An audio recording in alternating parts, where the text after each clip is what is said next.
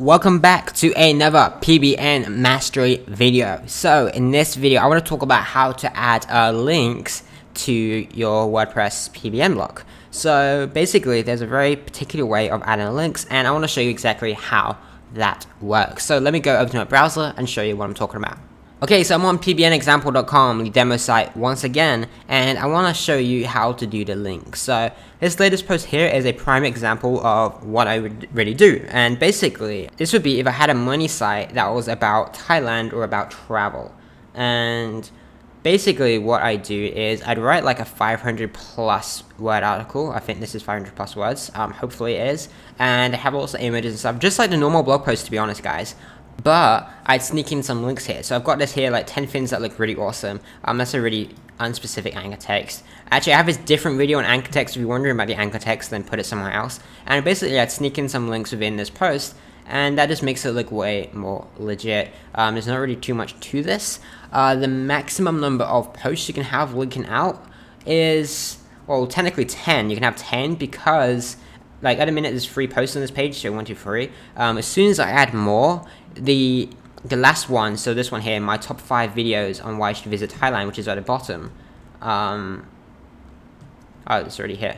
My top 5, this will drop onto the second page. As soon as you have 10 more posts, or 7 more posts, or 8 more posts actually, this last post will drop onto the second page, and then so on and so forth. Like, if you add another one, how much does it cost to travel in Vietnam, drops off. If you add another one, 10 things I have to do when I get to Thailand, drops off. All of these will drop off of the first page, and like we covered before, you want to have them on the first page because that's where all the power is. So it's pretty simple to add links and stuff. You just go to posts and you edit your post, and you just insert it. Like, it's super simple, guys. Like, I'm just going to show you step by step just for this because, I don't know, it's just in case you don't know. But it's really simple. All you have to do is highlight it and then click link, and then you can insert what it is. So I just put example.com, which would be a really awesome domain, by the way, guys. If somehow example.com expired, which it can't, but if it did, then you bought that, you'd have so many downlinks. Update this, and the link's already there anyway, so you can see that. But that's really how you add a link. You just click the little link button, highlight something, click the little link button, and then voila, you have a link. Not that complex, but that is really how you add a link. Watch the other video to see the anchor text ratios, and that's pretty much it. There's not really that much unique about having a post that has a link out. So the other thing you might have to do is, if this site was completely unrelated to the money site, so the money site is about something else. Let's say the money site is about let's say insurance, but not travel insurance. Let's say car insurance. Then what you could do is you talk about getting car insurance in Thailand when you're there. Just an example, I'm making this up as I go along.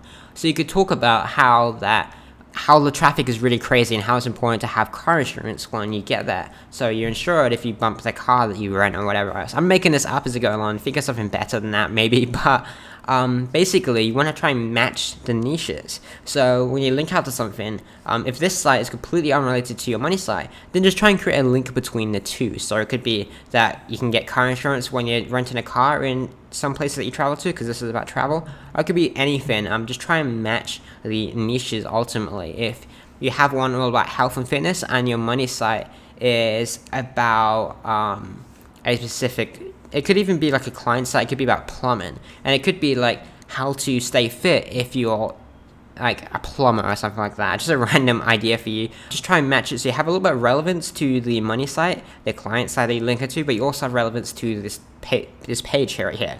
So this topic that this PBN is about, you don't want to suddenly have all these travel posts and suddenly have a post about plumbing. That just isn't going to look that legit. Whereas you have a way of matching it up, like your horror story where you had to hire a plumber because of a big accident that happened while you're traveling, then you can kind of see there's a little bit of relevance there, but it's not totally different. So it has the relevancy to plumbing, and it also has the relevancy to travel or whatever your PBN site is about. So that is about how you do that. You can have a maximum of 10 posts with links out. I wouldn't recommend doing that many. I usually do 8 because of you want to have some posts on the homepage that don't have links, and like one without a link and one that has like an authoritative link. Just an example. Don't follow strict structures just like that.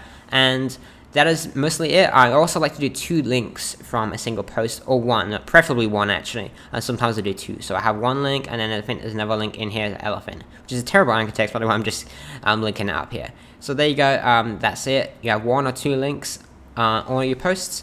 1 most of the time, and just sometimes just do 2 because you don't want to pad, you want to mix it up a little bit. But that is about it. Hope you enjoyed this video, and I'll see you in the next one.